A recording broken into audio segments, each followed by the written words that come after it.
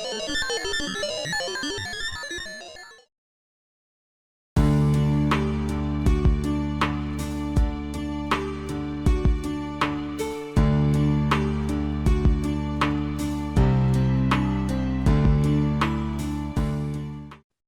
I'm Eileen Bild. I am with OTEL Talk.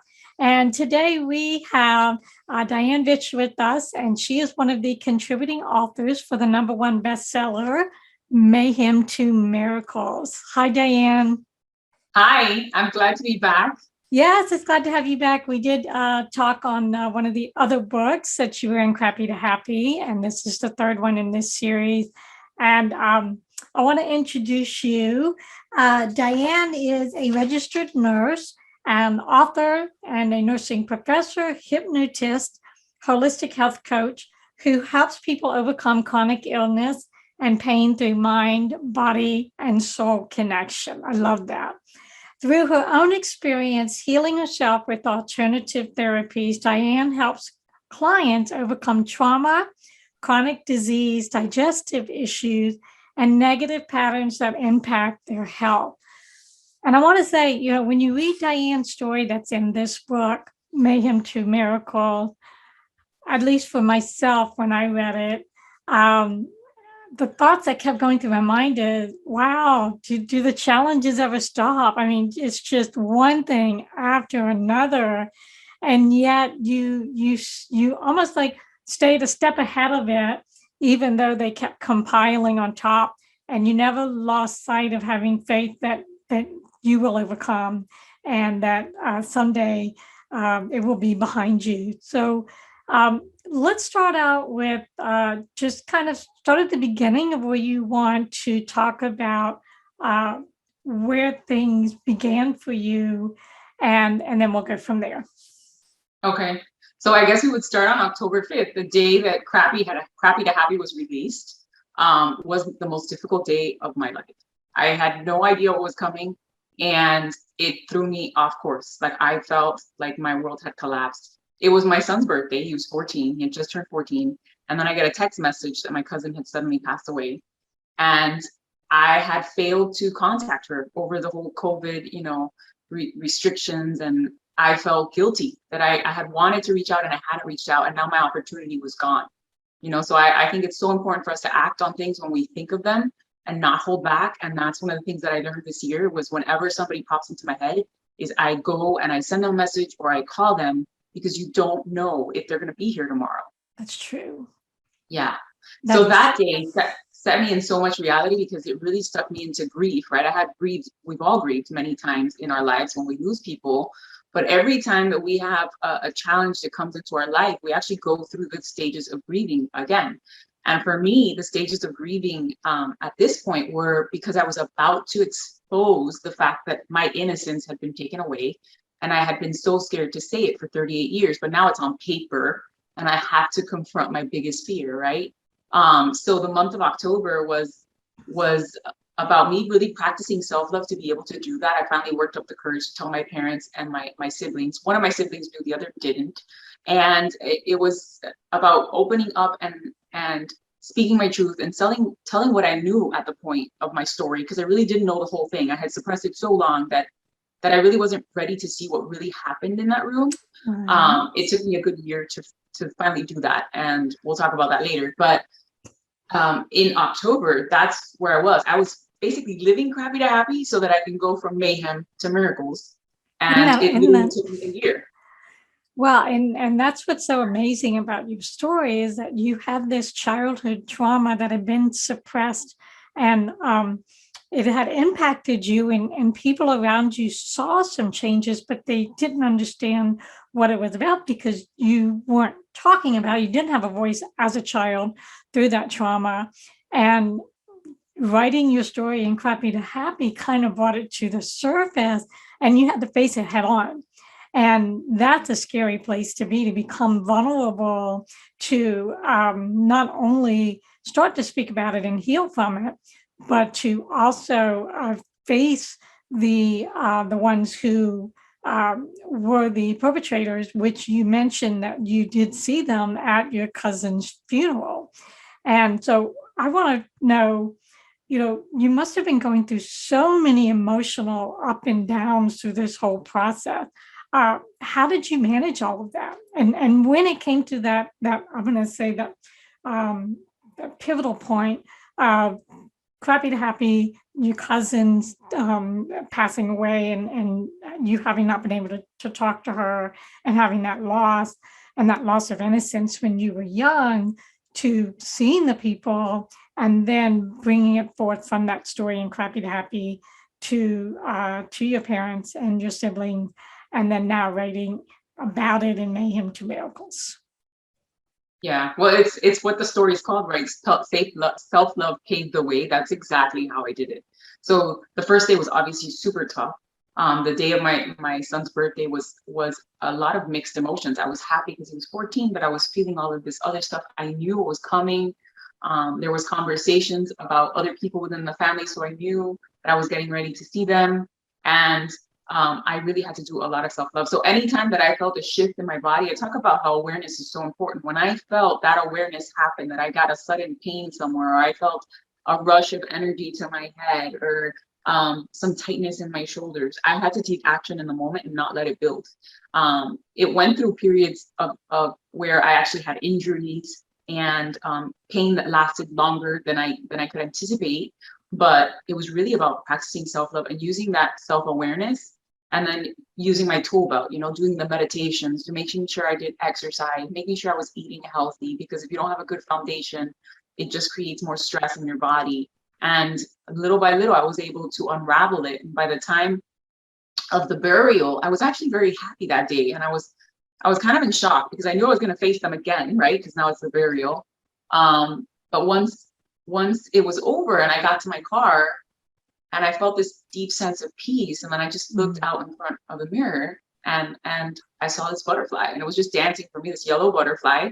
And ever since then, I see this yellow butterfly all the time, especially when I'm down. So it either has a message as, you got to get back up, like you're on the right path, we're here for you, or you're doing amazing, look at what's flying in front of you, kind of thing. And it actually happened this week.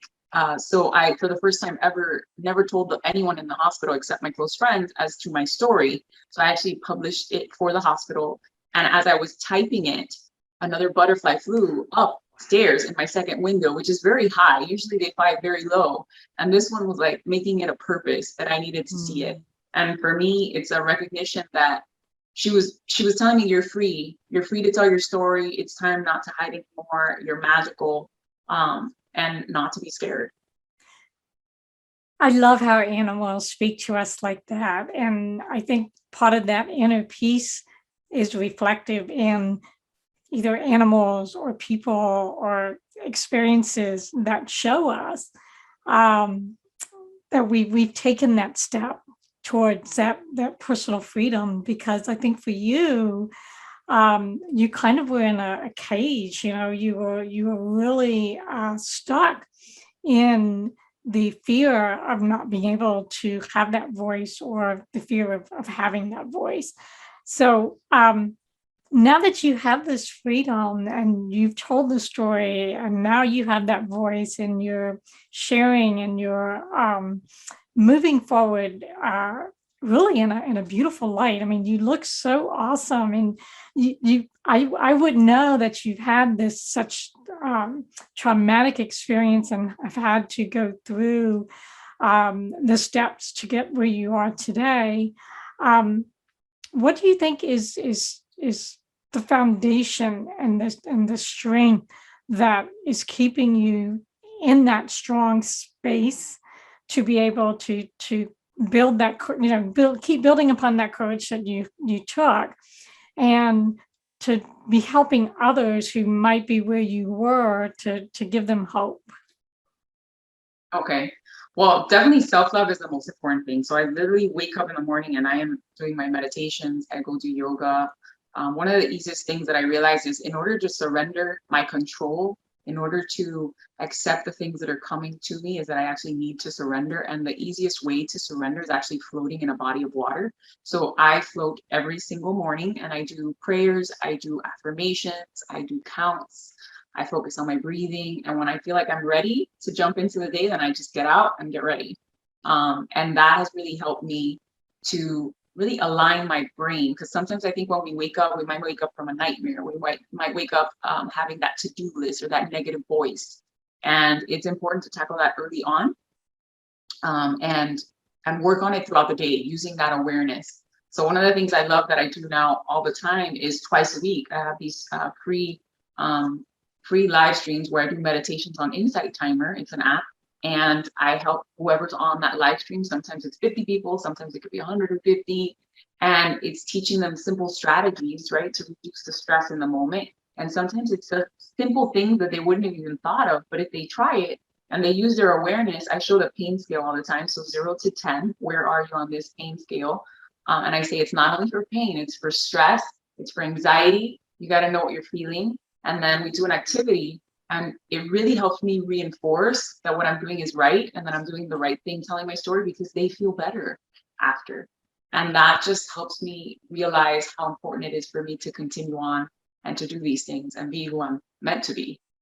Oh, absolutely. And I think that's a key point, is that you doing this for yourself is not just for you, but it's also for the others who are not able to do it for themselves, and you're kind of a guide for them. And I believe, and sometimes I ask, why do we have to go through such difficult times in order to become who we are meant to be?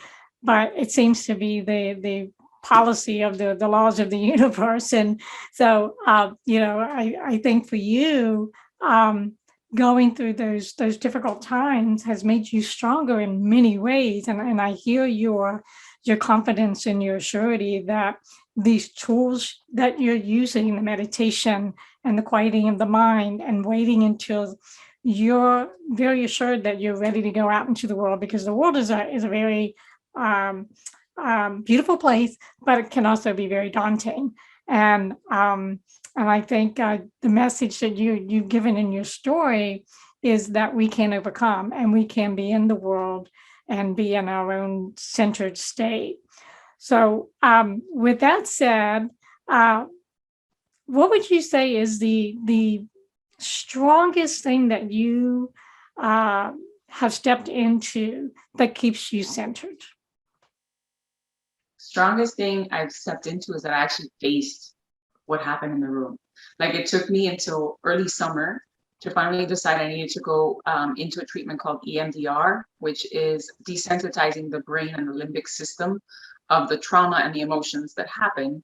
And I was able to face what actually happened in the room and see it for real, so that I can truly forgive it. Because if I don't know what really happened and I have this false story, then I can't heal myself, because the person that we are really ultimately needing to forgive is ourselves for allowing that to happen. But I was 5, so that isn't even valid, like, Right. And I had to work on building my self-worth, because one of the biggest things that was a problem in my life is I didn't believe I was worthy to tell my story. I didn't believe I was worthy to get paid to tell my story. And I finally was able to face it head on, continue my self-loving practices. The most powerful self-loving practice that I found recently was I started to get training for Kundalini yoga and opening the third eye, because I knew long ago that the reason why I couldn't get over this and I kept getting stuck was that I wasn't willing to see what really happened. And if I wasn't able to face it, I wasn't able to overcome it. Well, and that's a scary place to go, and I think that's why a lot of people hold on to the past. And it sounds like you finally were ready to be in the present, to move forward without the past like weighing you down. And it again, part of it is being vulnerable to open up to seeing and recognizing and acknowledging, but then being able to accept that it happened, but move on without it tagging along, right? And Right. yeah, and so it sounds like you've really almost like come out of the cocoon and you've become a butterfly yourself, right? Would you say that? I would say yes, and that's my favorite book, the Eric Carle book. Oh, okay. And my sons too. And yeah, absolutely. And I think I finally proved it to myself this year on October 5th, because that was my son's birthday again. He turned 15. It was not an easy day because I had to face all those doubts again, the sadness and the grief again. And I learned on that day that actually in the Bible, it was a sorrowful day. Tuesdays are sorrowful days. And I was like, oh, it's Tuesday. Wow, that's so powerful. Like I was supposed to feel this today because tomorrow is going to be a glorious day and it's going to be over. And I had to go through it. I had to go through it one more time, feel all those emotions again, feel that lack of self-worth so that I can come out of the cocoon again on Wednesday and be ready for this and be ready for my live presentation tomorrow where I'm actually going to dance in front of people. Oh, good. I think you wanted to talk about that, you know, your uncertainty and maybe some fear of that other part of vulnerability, which is the singing and the dancing, and really having that as a tool of expression of your true self, which is a beautiful being and of light and joy and peace and happiness. So share a little bit more about that. So absolutely. So since I was a little girl, obviously, since I had kept a secret, judgment and criticism has already been always been very hard for me. So even seeing it in people's facial expressions, I could feel the judgment. And it really was hurtful. So when I would dance in front of my family, sometimes I would get a comment like, where did you learn how to dance? I'm like, I don't know. My hips just started to tell me back in May after I told you my story. And it was just something that evolved. And I finally had to say, okay, I need to prove it to myself. And the song that led me to this is called Fly Away. And I think it's by Megan Trainor. And I started to sing that song and I realized I really needed to fly away to do this, to prove it to myself. So I went to Vegas with my best friend. It was a trip to prove that I could do meditations out in public, doing a live stream in public, not be scared of what people were saying, and dancing in front of people all over the casinos and the pools and not be scared. And most of the time, some people would look at me with a face, but they were strangers, so I really didn't care. Right. Other people would actually stop me and tell me, wow, you know, what's your story? What are you doing? You're so amazing, you know? And I realized I didn't have to be scared anymore. But of course, judgments happen. So I got back and there was some more judgments and I had to peel away again to get to this point where I'm actually doing a live dance. It's a dance, then I talk about my Mayhem story, then I do some stress relief activities, and then do a meditation. So it sounds like your dance is not just getting up and dancing, but it actually has a purpose and a meaning and a theme, and you know, it's got like a system to it that tells a story. Absolutely. So each song has a spiritual meaning. It has, it's about finding yourself. It's about finding God inside of you, God in everyone else. But they're like very popular songs that we hear all the time. So like my favorite song right now is called Head, Shoulders, Knees and Toes. It's not the one that you learned when you were a little kid. That's nice, what came to mind. Dancing beat, so go look for it. But really, when I'm dancing to that song, either I'm looking at the mirror or I'm looking outside to see what nature will bring me when I dance. And I'm just connecting and letting go of the stress and realizing that really the connection that I'm looking for is in me. So each song has its own meaning.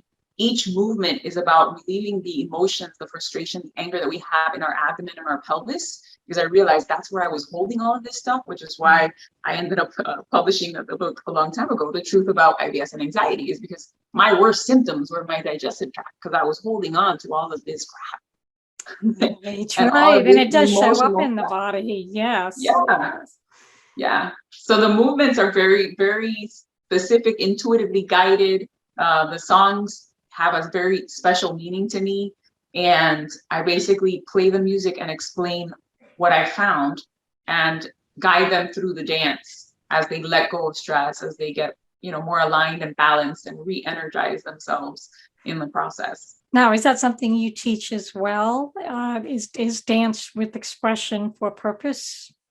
Yes, I call it orgasmic dance. And see, when people hear the word orgasmic, they give their judgments and their criticism as to what that word means. And it doesn't mean anything like that. What it means, it's an acronym of the things that I realized in life help me see the blessings amidst the chaos, and how I had to shift my perspective. So the words are optimism, right? We've got to get an optimistic attitude. Resilience, how do we build our resilience? Gratitude, be grateful every single day for everything that you have, all the gifts. Awareness, we need to be aware and in tune with our body, right? Then it's zestful, have a zestful experience for life. Feel the magic, magic. I, intuition, we need to build our intuition and our inner guidance. And then the last one is kindness. When I say kindness, it's not only kindness to ourselves, but also kindness to others. Because when we give back, when we learn something, like I do it all the time on my live stream, when we learn a simple strategy to relieve stress and we share it with someone that is stressed, we are giving back to them, but to the whole world, because it impacts their stress level, which impacts their family, which impacts everyone around them. That's what I call the ripple effect. Yes. Yeah, we need to pay it forward. I say it all the time, pay it forward. Absolutely. So as you were going through the acronyms, I could feel that butterfly, the butterfly effect as part of that energy of the word and what you're describing. It's so beautiful. And, I as you're talking and you're sharing, I feel like there's this like global expansive energy about you that just someone hearing your story, it's going to have an impact on them, and it's going to help them feel hopeful and or at peace. I'm feeling my own energy shifting as we're having this conversation, and I'm highly intuitive myself, and I feel like there's a connection. It's almost like you're talking and you're speaking, but you're speaking directly to me in the way that I may need to hear it without really doing it on purpose. It's almost like there's this universal energy coming through you. And I think that's amazing and awesome, which I'm going to assume that your heart also opened up through this whole process. Oh, absolutely. Absolutely. It opened up. And it made space for me to connect with other people that I wouldn't even thought would have been in my life. It brought old friends that had kind of disappeared back in. And that's how my new best friend is my best friend, because it was just the people that I needed in my life that started to slowly come in magically. So you start manifesting what you really, really wanted, and the kind of people that are here to support you. So it's been magical. And yes, absolutely opened my heart. I feel, when I have a connection with people, I feel tingles and sensations.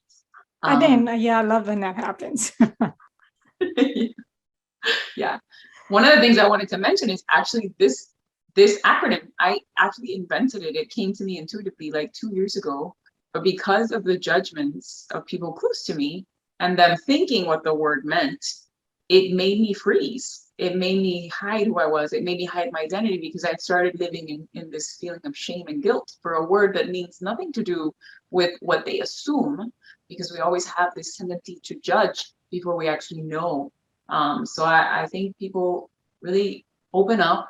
And one of the things I'm going to talk about tomorrow is, instead of allowing that critical mind to take over, when you look at someone and you have a judgment, how about finding 3 compliments instead and verbalize those? Because what we say is what we become, and we have to be more positive in life. I can't agree with you more. And I have that same policy of, if we're thinking a negative thought, to shift it to the opposite. What's the opposite of that for you? What's a positive thinking word? And then when you're looking at another person, don't focus on, what you don't like about them. Focus on what is something that you can be grateful for about them, right? What is something that you like about them or love about them? And it's interesting how when you do focus on the more positive and the gratitude, what I call the gratitude attitude, it does shift. It shifts your own being and how you are in the world and how you interact. And instead of responding to life, or instead of reacting to life, you respond. And then you start to experience this like almost magical give and take, right? That happens without even having to think something. It just automatically like creates a flow. Oh, absolutely. it just changes the energy. It helps you connect with people when you switch that. And then it begins to change your negative voice. Because if you have a negative voice like mine was negative Nancy, and she would be on all day long. When I started to do this, when I started to focus on changing those thoughts, those judgmental thoughts, I stopped judging myself as much. And each day got easier. And I started to peel away the layers of stress, peel away the layer of lies that I used to tell myself, and allow me to identify who I really was, to create this person that's different from what anyone else recognized. You know, the silly person that makes jokes and dances and puts on costumes. Like, it's okay to be different. Absolutely, it is okay. And I think if we're different, that's what makes the world go round, right? Makes it more dynamic and interesting and fun. And I got to thinking as you were talking, we have this inner child, and your inner child has now blossomed. Would you say that you feel like she's merged with who you are now, and that you're really the authentic Diane, the person who you were born as, and that's who you're building upon, and really creating into this magnificent light that is helping others? Oh, absolutely. And I have a quote. So if I would think of my inner child, she always had this dream, and it's a quote by Walt Disney: "If you dream it, you can do it." And it took me this many years to get here, but I would say, yes, I'm finally living the dream. I'm finally being that cheerleader for life, that person that dances in front of people to show them their joy. I express my inner child every single day and find gratitude in every moment. And I use my creativity to give back. So one of the things that I started doing early on in that difficult year of Mayhem to Miracles was actually giving back to the community. And when I would find a story of a child that was having a rough time, I would create them a little mood box. And the reason I did this is because I found art was so healing for me. And as I was going through different stages of healing, I would create an art project. I have several back there. So the smile is there, the big dream. Each one took me more than a day to create, but I realized how powerful it was to combine it with mindfulness and music and singing. And I created these boxes for kids. And the most powerful box that I gave away this year was actually to a friend's daughter who was diagnosed with leukemia. Mm. And I had been wanting to work with children with cancer my whole life, but I was too scared I was too scared that I would take on their stress, and that I would feel so much grief if they didn't make it, you know. And recently I actually connected with a nonprofit that wants to take this idea into hospitals to help me give back. So I call it mood boxes. If anyone wants to donate, I'll give my link later and you can check it out. But I think giving back is really important. And that was part of me connecting with my inner child. Like she's always been someone that wants to give back, which is why I was a teacher and why I became a nurse, and why I work with kids, and now why I give back in different ways. I love that. It kind of reminds me of a vision board, but it's a physical vision board that, can really be in your hands versus just on the wall, right? Yes, absolutely. So like some of the strategies that I've used, there's one, I didn't bring it out today, but one of them is a rocket ship. And there's a rocket ship in each box, and I have that rocket ship. And whenever I have a negative day, I look at that rocket ship and I imagine that all those negative thoughts and all that doubt and all the sadness is just magically going into the rocket, and I'm just sending it away to the moon. And when it comes back, it's filled with everything that I really need and everything that I really believe, so that you can rest. And I actually created a meditation around that for kids. Oh, I love that. It's just easy to give back in that way, just to use my creativity and support people that maybe had no idea that this was even a possibility, just to visualize that you're letting go of your stress in such an easy way. And it is a simple process. So if no one's ever done that, it's a very it's almost like you feel lighter when you let something go.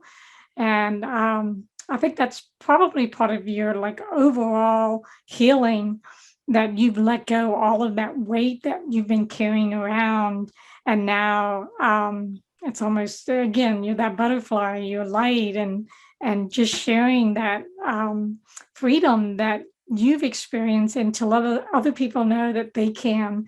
as well. And the word believe keeps ringing in my head now. And is there anything you want to add to? Yes. Is there anything you want to add to that word? If someone's listening and they're thinking, I've had trauma in my life and I just can't let it go. How does belief or believing in the fact that you can heal from trauma play into it? Absolutely. I think number one is I want you to think about everyone around you that supports you, that brings a smile to your face, and realize that deep down they believe in you. And then work on self-love to find that inner person that believes in you too, because they're in there. Just got to peel away the layers of stress. I can tell you the most powerful activity that it was hard for me to teach people about until recently was eye contact. Eye contact with other people, it creates like a deep connection, but it's such a vulnerable space that it can be hard for us. So what I learned is we can make eye contact with ourselves in the mirror. And I use it every morning, and I do it on some live streams, and I guide people to actually do their prayer or their affirmations as they look at themselves up close in the mirror. And if you could focus on your left eye more than your right, that really helps you connect with your feminine energy, and it helps you relieve stress, and that helps you believe in yourself. And this is something that I do every day when I put on my makeup, when I brush my teeth. Self-love can be as simple as self-care. Well, and it sounds like it's a way to really acknowledge yourself. I mean, I was just thinking as you were talking about it, when I'm brushing my teeth in the morning, do I really pay attention to myself? Do I really look in my eyes in the mirror? And I don't. But actually, yeah. And actually, I wish I had my mirror. I've got this beautiful mirror that's got a decorative background that I use in my coaching work as well. And I teach mindfulness meditation, and I use the mirror exercise, and it's so powerful because the eyes are the windows to the soul. And how many of us actually delve into the soul? It's a vulnerable place. It's a scary place. But I think once we can really look in and really face it and honor it, it's beautiful. And we see things we haven't seen before, right? So I think you've talked about seeing yourself in a new light and a new perspective. Oh, absolutely. And then you start to see things as they really are meant to be, because it takes away all that stress that you've been putting upon yourself, all this judgment and this criticism, for you to actually wake up in the morning after a nice dream and be like, wow, that's what my day could be like. And it's all starts with self-love and these simple activities, which we don't even think about, like brushing our hair, brushing our teeth, washing our face. As long as we change it and then turn off that to-do list, that negative Nancy that's in there, a negative norm, and we focus on ourselves and sometimes play music or recite a prayer, an affirmation, it helps us connect to ourselves in a different way, that it begins to change our vibration, it reduces our stress level, and slowly but surely we find our identity and who we're really supposed to be in this world. Oh, that you said that perfectly. And I'm going to add to that, that we can be okay. It's okay for us to feel good and to feel good about ourselves, and to share that with other people.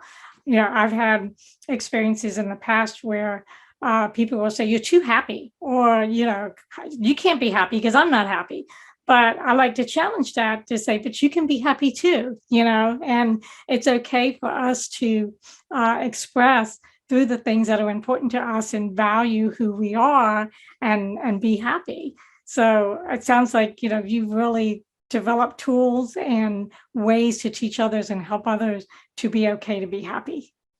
Oh, absolutely. I think it's okay to be happy every day. And I think if you have a negative person around you like that brings you down, it's about changing the conversation. It's not always easy, but what about if you tell them, hey, I noticed you're feeling a little grumpy today. How's about we think of something you're grateful for? Is there someone in your life that really brings a smile to your face, and kind of change the conversation, and then tell them, can you give me 3 compliments about that person? And you'll notice them shifting, and then you can change the conversation into something else that brings more joy, as opposed to staying in these negative comments or lower vibrational conversations. or the monkey mind is what I call it, right? And they may grumble a little and kick and scream along the way, but you just keep shining the light, and eventually they have no choice but to smile at some point, right? Because it helps to diminish uh, that negative thought that just keeps cycling. And it sounds like you've really have found ways that are phenomenal to overcome trauma and to find the self, find self-love, come from the heart center, and bring other people with you. So do you have any last words of wisdom? And then share with us how people can find you. Okay. So I like these two quotes that I say all the time.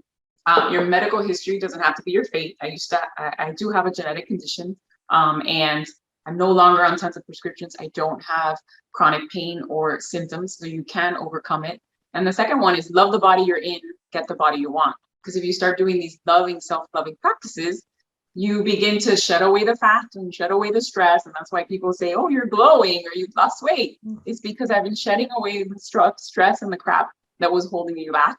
And to follow me, I would say the best thing is to check out my link tree, and it's linktr.ee/Diane Vich, which is DIANE, V like Victor, ICH. And on there, you'll see my free classes on Insight Timer. You'll see classes like Orgasmic Dance that I'm teaching.